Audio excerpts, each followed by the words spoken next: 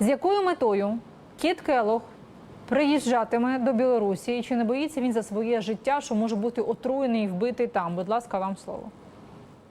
Ну, гэта нешта вялікае і невядомае альбо пустое незначнае гэты візіт.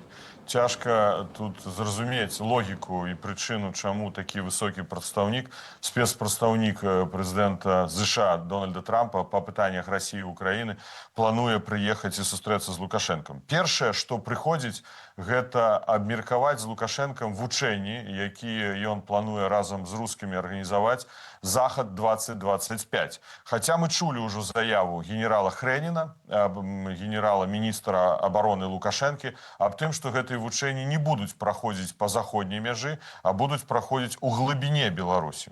Але зразумела, што верыць словам Хрэніна мы не можам, таму трэба вельмі пільна адсочваць, як будуць развівацца падзеі. Магчыма, Келлог дасць моцны пераказ Лукашэнку, што нельга правакаваць сітуацыю на межах з Украінай, але, магчыма, і на межах заходніх еўрапейскіх краін, Літвы, Латвіі, Польшы. Што яшчэ могуць яны абмяркоўваць? Пытанне Кітая. Лукашенко вельмі моцна ставіць на Кітай. Мы ведаем даволі канфліктныя, канфрантацыйныя адносіны паміж ЗША і Кітаем. І тут, я думаю, амерыканцы могуць рабіць націск на Лукашэнку, каб ён менш актыўны быў на кітайскім накірунку. Калі мы кажам, што Лукашенко можа быць пасярэднікам у гэтай гісторыі, пасярэднікам як падчас Мінск-1, Мінск-2 перамоваў, то мы павінны зразумець галоўнае. Лукашенко не пасярэднік, ён агрэсар.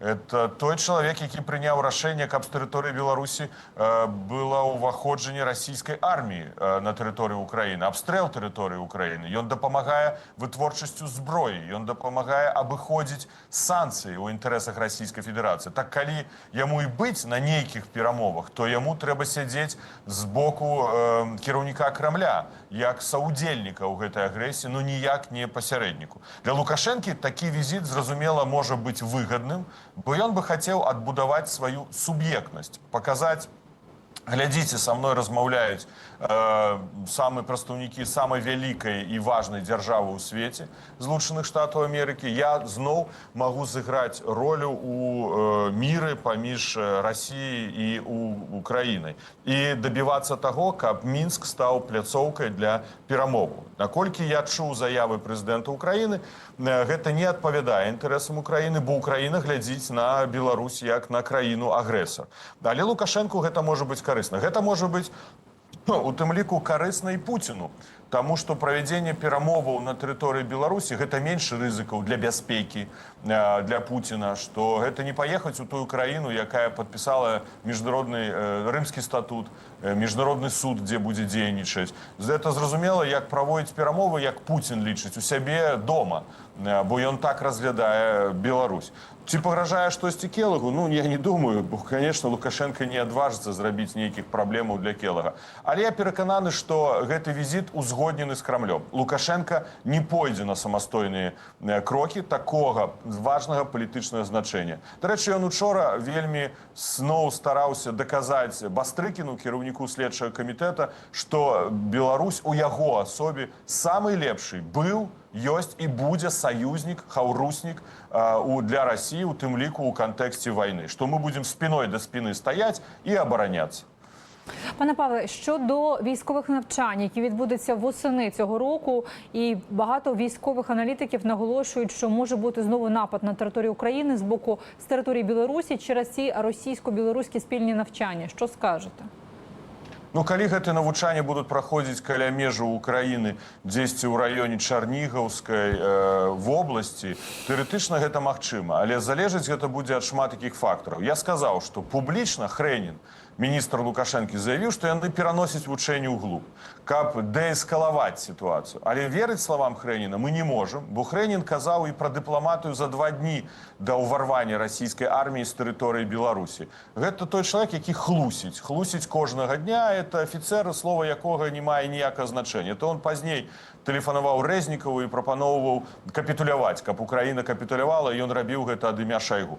Але давайте паглядзім, ці мае на сённяшні дзень Расійская Федэрацыя накіраваць значны вайсковы рэсурс на тэрыторыю Беларусі, каб зрабіць агрэсію, зноў агрэсію з тэрыторыі Беларусі. Так не выглядае на сённяшні дзень. У іх няма чалавечага рэсурса, няма матэрыяльнага рэсурсу дзеля гэтага. Калі туды накіруюць тых, хто быў у армію толькі рэкрутаваны ў апошні час, ну гэта ўвогуле не абстрэленыя будуць салдаты. З імі яны атакаваць не будуць. Але калі яны будуць пераброшваць нейкія баявыя падраздзяленні, вось тады гэта будзе азначаць пра магчымыя нейкія дзеянні наступальнага характару. На сёння так не выглядае, але мы бачым з вами, што перакідваюцца авіяцыйныя бомбы, яны эшелонамі паехалі ўжо ў Віцебскую вобласць, у Ліду, там, дзе знаходзяцца авіябазы, у Мачулішчы ваенная база. Трэба вельмі уважліва адсочваць сітуацыю. Пакуль не выглядае, што яны гатовы ажыццявіць агрэсію. Але рызыкі, пагрозу, напэўна, яны будуць рабіць. Пане Павле, ну на фінал ми бачимо погрози від очільника служби зовнішньої розвідки Росії Наришкіна і від радника Путіна Патрушева щодо атаки на Кёнігсберг, Калінінград та на Балтійський флот, на американські військові кораблі. І з залученням фактично планів до цього Лукашенка. Що скажете на ці погрози від двох радників Путіна фактично і очільника СВР? Я, на жаль, не чуў гэтыя пагрозы, але мы бачым, што адбываецца на Балтыйскім моры. Апошнім часам вельмі эскалуецца сітуацыя на Балтыку з улікам таго, што Расія выкарыстоўвае Балтыйскае море для ценевога флота, каб далей працягваць экспорт нафтапрадуктаў, нафты ценевым флотам Расійскай Федэрацыі ў сваіх эканамічных інтарэсах. Еўрапейскі саюз бліжэйшым часам, ну, спадзяемся, што будзе прынята гэты санкцыйны пакет, павелічыць колькасць тых караблёў, якія трапяць пад санкцыі. Гэта ўжо будзе каля 450 караблёў ценевого флота. Але Расія спрабуе забяспечыць праход гэтых караблёў таксама выкарыстоўваючы военно-марскі флот, выкарыстоўваючы авіяцыю. І ўжо было некалькі інцыдэнтаў над Балтыкай, якія стваралі гэтую пагрозу. Канешне, калі мы бачым Калінінград, глядзім на Калінінград, то блакаванне Калінінграда гэта можа быць трактавана Расійскай Федэрацыяй як акт агрэсіі, пагрозы для нацыянальным інтарэсам, і тут яны могуць ажыццяўляць дзеянні ў адказ. Я не думаю на сённяшні дзень, што заходнія партнёры хацелі бы пайсці гэтай дарогай, таму наўрад ці уяўляю сабе, што яны будуць блакаваць Калінінград, бо гэта стварае не толькі напружанне, а ўжо рэальныя магчымасці вайны паміж Расіяй і НАТО. Дякуємо вам, пане Павле. Павло Латушко, дипломат, заступник керівника Об'єднаного перехідного кабінету Білорусі, керівник Народного антикризового управління. Спасибі вам велике.